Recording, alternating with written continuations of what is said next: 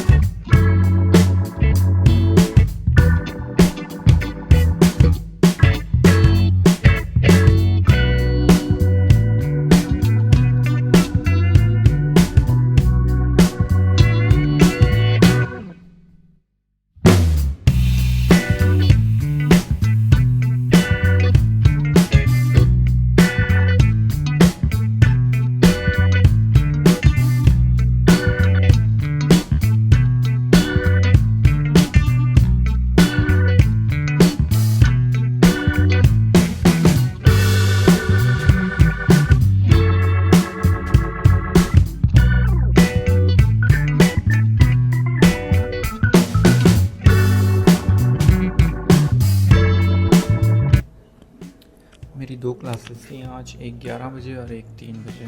तो 11 बजे की मैंने क्लास ले ली है और मैं यूनिवर्सिटी की लाइब्रेरी टाइप में बैठा हूँ। तो यहाँ पे एक मतलब टेबल सा बनाया हुआ है और साथ में ये पावर सॉकेट्स लगी हुई हैं। मैंने अपना फ़ोन चार्ज पे लगाया हुआ है। तो इसके साथ ये स्टूडेंट्स की स्पेसेस हैं, यहाँ पे स्टूडेंट्स अपने रिसोर्सेज हैं, बुक्स वगैरह हैं, वो रख सकते हैं। और इसके साथ ही सामने बालकनी का व्यू है, मतलब सामने विंडो का व्यू बहुत ही प्यारा है, सामने से सड़क जा रही है। और ये विंडोज़ जो है सारी एक्सपेंसेस की बात करें तो मैंने सामने सारे एक्सपेंसेस लिखे हुए हैं। तो एक्सपेंसेस जो हैं वो वेरी करते हैं यूनिवर्सिटी बेस, आप कौन सी यूनिवर्सिटी चूज़ कर रहे हैं, आपका कोर्स कौन सा है। तो अगर हम मतलब एक एस्टीमेट लगाएं आज से 1 या 2 साल पहले, तो तब चीज़ें बहुत आसान थी। आप लेवल 2 यूनिवर्सिटी में करके भी वीज़ा अप्लाई करके वीज़ा ले सकते थे। अब जो है उन्होंने अपनी इमिग्रेशन पॉलिसीज़ को काफ़ी अपडेट किया ऑस्ट्रेलिया ने। आप लेवल 2 की यूनिवर्सिटी में अगर अप्लाई करके वीज़ा फ़ाइल करते हैं तो ये नहीं है कि आपका वीज़ा रिफ्यूज़ होगा, लेकिन उसका प्रोसेसिंग टाइम बहुत ज़्यादा होगा, आपकी एप्लीकेशन को प्रायोरिटाइज़ नहीं किया जाएगा और जो है इसमें काफ़ी कम्प्लेक्सिटीज़ आ सकती हैं। तो मैं एक ब्रेक डाउन दे देता हूँ आपको एक्सपेंसेस का, कितने एक्सपेंसेस आ सकते हैं। फॉर एग्जांपल, सबसे पहले आपने ऑन बोर्डिंग फ़ीस देनी होती है, जो भी आपने एजेंट चूज़ करना है। तो मैं आपको यही रिकमेंड करूँगा कि एजेंट जो है वो सोच समझ के चूज़ करें, क्योंकि एजेंट जो है आपका सारा केस थ्रू आउट लेके चलता है। मैंने MR कंसल्टेंट फैसल टाउन वालों से भी अपना केस करवाया था। उन्होंने मुझे एक ही यूनिवर्सिटी में स्टक करवा के रखा हुआ था। मैंने उनको कहा मैंने कर्टन में जाना है पर्थ में, तो लेकिन उन्होंने मुझे डीकन मेलबर्न में ही मतलब कि करवा के रखा। उन्होंने इवन के कर्टन में मेरी एप्लीकेशन फ़ाइल कर दी, पहले ही दिन वो एक जेन्युइन स्टूडेंट का फॉर्म आ जाता है, लेकिन उन्होंने उनको कभी भी नहीं कहा भेजा। मुझे कह दिया कि हमने भेज दिया, लेकिन उनको नहीं भेजा, क्योंकि डीकन से उनको ज़्यादा कमीशन मिलता था। तो ये आपने मेक श्योर करना है कि आपने जो यूनिवर्सिटी चूज़ की है उसका एजेंट जो है वो मतलब आपके साथ सिंसियर हो। और कुछ एजेंट्स ऐसे भी होते हैं, फॉर एग्जांपल अगर मैं ABN से करवा रहा था अपना केस, तो वो ABN वाले के लिंक थे कर्टन यूनिवर्सिटी में, कर्टन पर्थ में। तो मतलब वो मुझे विद इन अ डे उसने ऑफ़र लेटर दिलवा दिया था, और जो है जो मेरी वो जेन्युइन स्टूडेंट का फॉर्म था वो भी मेरा इशू रिजॉल्व हो गया था विद इन अ डे। तो आपने मेक श्योर करना है। ये भी होता है कि अगर आपको कोई एजेंट ऐसा मिल जाए जो कि आपको श्योर करवा रहा है आपकी डिज़ायर्ड यूनिवर्सिटी में, तो उससे भी केस प्रोसेस करवा सकते हैं। लेकिन फिर मुझे जो है ये टॉरेंस का मिल गया था, तो मैंने फिर उसको भी स्किप करवा दिया, क्योंकि टॉरेंस मुझे रीज़नेबल पैकेज मिल रहा था। इसके बाद जो आता है ऑन बोर्डिंग फ़ीस जो है हमारे टाइम पे थी 30,000, अब 50,000 चल रही है। तो इसके अलावा जो है आपने GT के डॉक्यूमेंट्स बनाने होते हैं। तो GT के डॉक्यूमेंट्स का अराउंड लग जाता है 50 से 70,000, depending on your case, depending on your like situation में। अब था उसके आपको पैसे लग जाते हैं सारे बनाने में। और इसके अलावा आपने जो इनिशियल प्रोसेस था ऑफ़र लेटर का, तो उसके लिए आपको PT वगैरह भी करना पड़ता है, PT IELTS करना पड़ता है। तो 70 to 80,000 उसके भी लग जाते हैं आपके पाकिस्तान में बैठ के। इसके अलावा जो है यूनिवर्सिटी फ़ी जो है ना वो सब्जेक्टिव होती है, जैसे मैं पहले कह रहा था आपके कोर्स के, आपकी यूनिवर्सिटी के। तो अगर आज की कंडीशन के हिसाब से बात की जाए तो लेवल 1 में ही सजेस्ट किया जाता है कि लेवल 1 में करें, जिसकी यूनिवर्सिटी फ़ी जो है वो 15,000 से 17,000 जो है वो वेरी करती है, depending on the location, depending on university. तो लेवल 1 की यूनिवर्सिटी की इतनी फ़ीस है। तो यूनिवर्सिटी की फ़ीस हो गई। इसके अलावा हेल्थ इंश्योरेंस, आपने जब वीज़ा फ़ाइल करना है तो उसके लिए आपको हेल्थ इंश्योरेंस के लिए भी आपको पैसे देने पड़ेंगे, हेल्थ इंश्योरेंस भी परचेज़ करनी पड़ेगी आपकी डिग्री की ड्यूरेशन के उसके हिसाब से।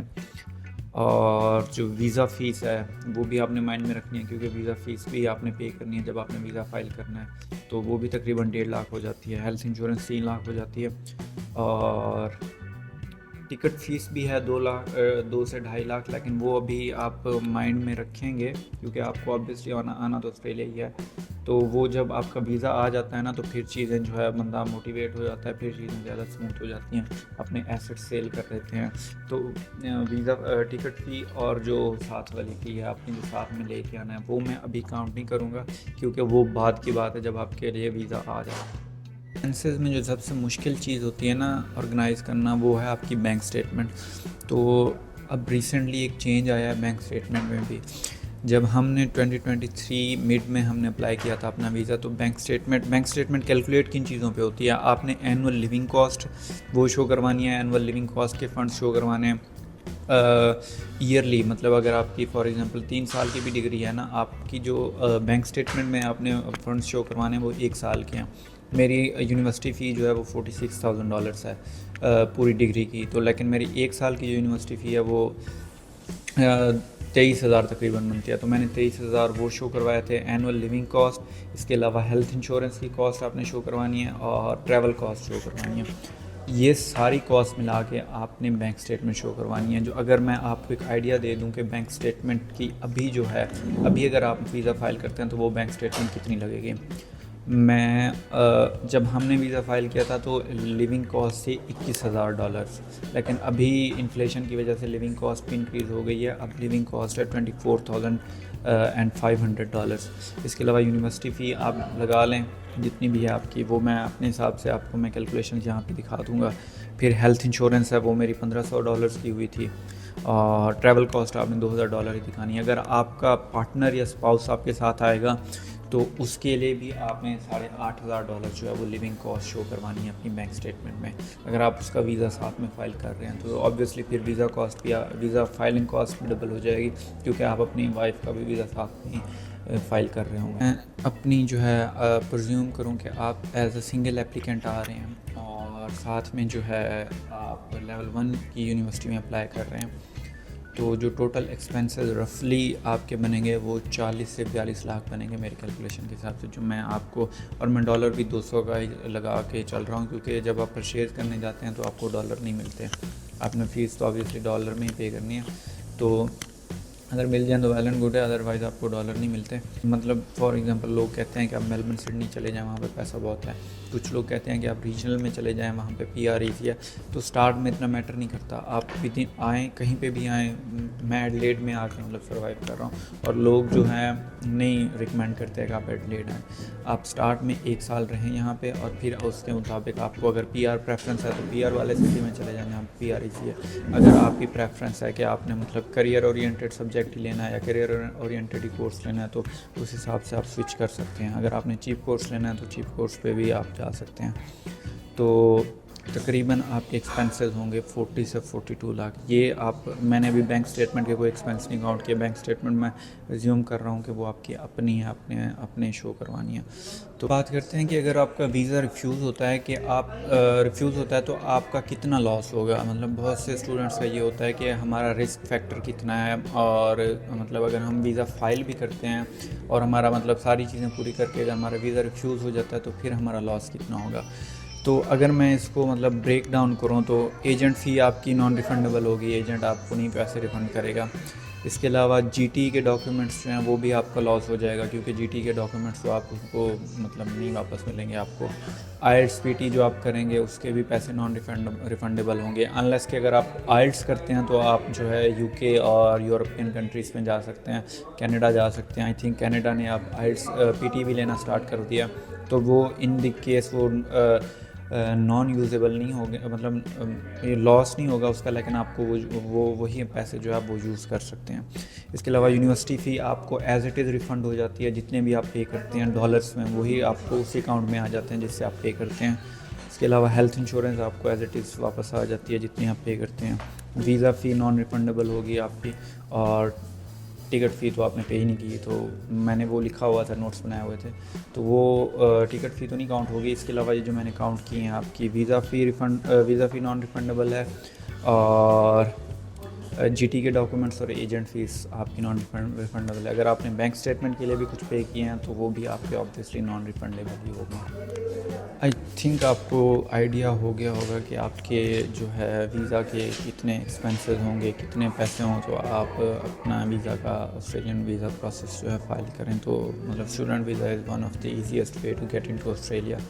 तो ये थी आज की वीडियो, मिलते हैं नेक्स्ट वीडियो में।